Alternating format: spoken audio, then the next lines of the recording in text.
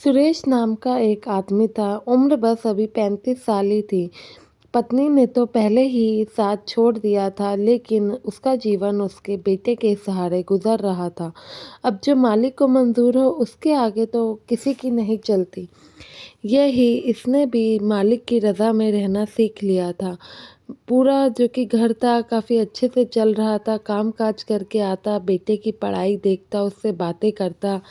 घर में एक चहल-पहल मची रहती थी, जिससे उसको एक अलग सुकून मिलता था। पत्नी की याद आती तो बेटे के चेहरे में ही उसे देख लिया करता।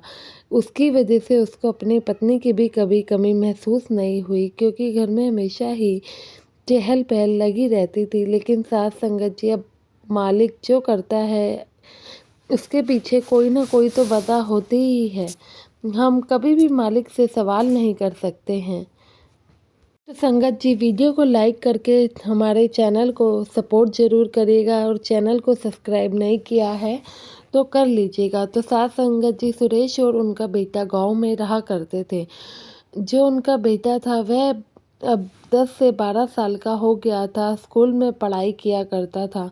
सुरेश जो कि काम-काज करके घर में पैसे लाता था और अपने बेटे का भी अच्छे से ही ध्यान रखता था। बेटा भी हर बात अपने पिता से बताया करता और उनसे हर चीज़ साझा किया करता। स्कूल में जो भी पढ़ाई करता या फिर उसके जो भी सपने थे, दोस्तों के साथ जो भी खेल कर आता, पूरा दिनचर्या वह लड़का अपने पिता के आगे साझा कर देता, जिससे कि उस दोनों को ही अच्छा लगता था। अब सब कुछ सही चल रहा था, लेकिन बीच में एक अड़चन आ जाती है। सुरेश जिसने नामदान ले रखा था वह सेवा पर भी जाता था और बाबा जी के सत्संग पर भी जाया करता था। तो साथ संगत जी, एक दिन अचानक से सुरेश के बेटे को एक बीमारी ने घेर लिया, जिसकी वजह से सुरेश काफ़ी परेशान होता है। सुरेश ने अपने बेटे को कई डॉक्टरों पे दिखाया, थोड़े दिन आराम आया, लेकिन फिर वही हालात हो जाते। ऐसे ही कम से कम 5 से 6 महीने बीते होंगे। सुरेश का जो बेटा था, जिसका नाम अंश था, अब वह भी चल बसा।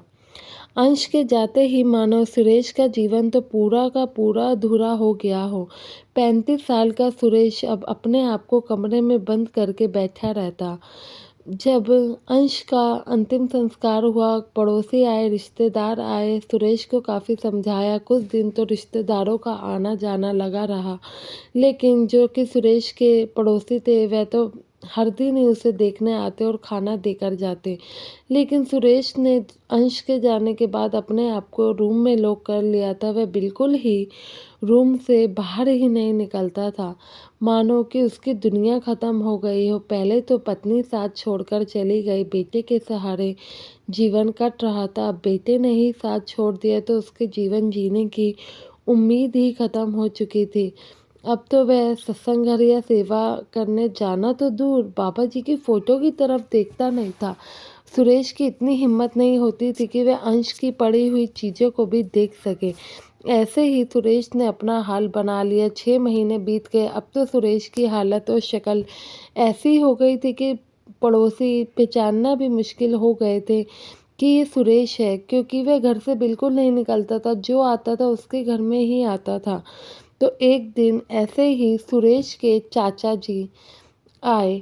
सुरेश के जब चाचा जी आए तो वह काफ़ी उसको प्यार से समझाते हैं कि बेटा, अब जो हो गया, जीवन में आगे बढ़ो, जीवन जीने का लक्ष्य देखो। सुरेश उस दिन पहली बार अपने चाचा जी से सीने लगकर रो पड़ता है, मानो कि वह खुल के अपने दिल का सलाप, जो कि उसने अंश के जाने के बाद किसी के आगे नहीं निकाला था, वह अब अपने चाचा जी के आगे निकालता है। चाचा जी भी सुरेश को अपने बेटे की तरह ही मान सम्मान प्यार देते हैं। थोड़े दिन चाचा जी सुरेश की दिनचर्या सुधारने के लिए उसके साथ रहने का फैसला लेते हैं। हफ्ता एक गुजर जाता है। शाम का समय था, बाहर बारिश हो रही थी। तो चाचा जी कहते हैं कि भाई सुरेश, जब से अंश गया है, क्या तुमने कभी उसकी डायरी को हाथ लगाया है? तुम्हें पता है कि अंश हमेशा ही डायरी लिखा करता था। तो सुरेश कहता है कि नहीं, मेरी कोई हिम्मत नहीं हुई कि मैं अंश के जाने के बाद अंश की चीज़ों को भी हाथ लगा पाऊँ।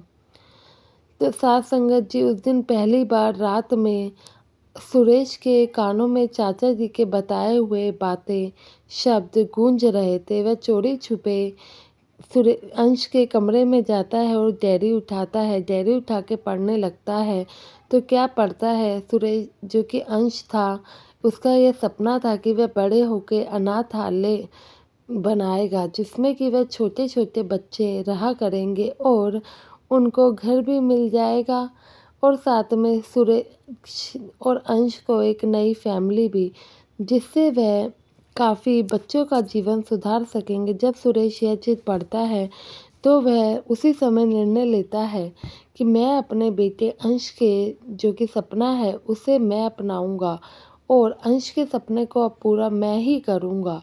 तो साथ संगत जी, उस दिन से सुरेश का बस एक ही लक्ष्य था कि अंश के सपनों को पूरा करना। तो वह सुरेश दोबारा से चाचा जी के साथ सत्संग घर सेवा सेंटर जाने लगता है। वहाँ पे अपने बेटे के सपने को बताता है और उसको पूरा करने में लग जाता है। सुरेश मिस्त्री तो था ही, वह गांव में अपना जो घर था वहीं पर अनाथालय बनाने की सोचता है। तो सत्संग घर में जो कि सेवादार भाई बहन थे वह भी उनकी मदद करते हैं। कहते हैं कि भाई इसी बहाने जो सत्संगी बच्चे हैं जो कि रुल जाते हैं उन्हें भी एक नया घर, नए माता पिता मिलेंगे जिससे कि वे उनका जीवन सुधर सकेगा। तो वह अनाथालय बनाता है। वहाँ पे काफ़ी सत्संग के द्वारा बच्चे आते हैं जो कि रहते हैं। अब वह अनाथालय कई लोगों की कृपा से चल रहा था। कई लोग उसमें अपना सहयोग दे रहे थे ताकि बच्चे पढ़ाई का खर्चा, खाने का खर्चा खूब हो जाता है तो लोग मिलके उसे चला रहे थे। जो कि सुरेश था वहाँ सभी बच्चे देखकर खुश हुआ करता था। उसे अंश के सपना पूरा करने की याद आती थी। उसे लगता था कि अंश ने जो सपना देखा है वह सुरेश ने जी लिया है। कई बच्चों को नया जीवन प्रदान करके उसके मन में एक अलग ही शांति थी। अब सुरेश को जो कि छोटे छोटे बच्चे थे वो पिता कह के बुलाते थे, जिससे कि सुरेश अपना अकेलापन भूल ही चुका था।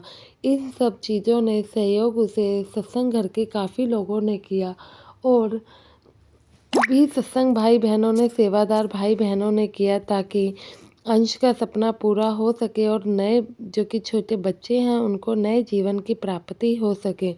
तो साथ संगत जी, इस तरीके से जो कि सुरेश अपने गम से बाहर निकलता है। अगर बाबा जी ने सुरेश से अंश को खींचा तो नए बच्चों को जीवन भी तो दिया और सुरेश को भी तो नई आशा दी है जीवन जीने की। इसलिए हम जो भी होता है बस बुरा ही सोच के बैठ जाते हैं। कभी भी मालिक की रज़ा में राज़ी नहीं रहते हैं। होता तो वही है जो मालिक को मंजूर हो। अपनी तरफ से हम बस कोशिश कर सकते हैं लेकिन मालिक के खिलाफ हम लोग नहीं जा सकते। यह चीज़ हम लोग समझने को बिल्कुल तैयार ही नहीं बैठे हैं। आशा है मुझे कि यह वीडियो आप लोगों को थोड़ी सी भी पसंद आई हो। आपको अगर अपने कुल मालिक सदगुरु बाबा जी पर विश्वास हो तो वीडियो को लाइक करिएगा और बाबा जी के भजन सिमरन को पर्याप्त समय जरूर दीजिएगा। गुरु प्यारी साथ संगत जी, आप सभी को राधा स्वामी।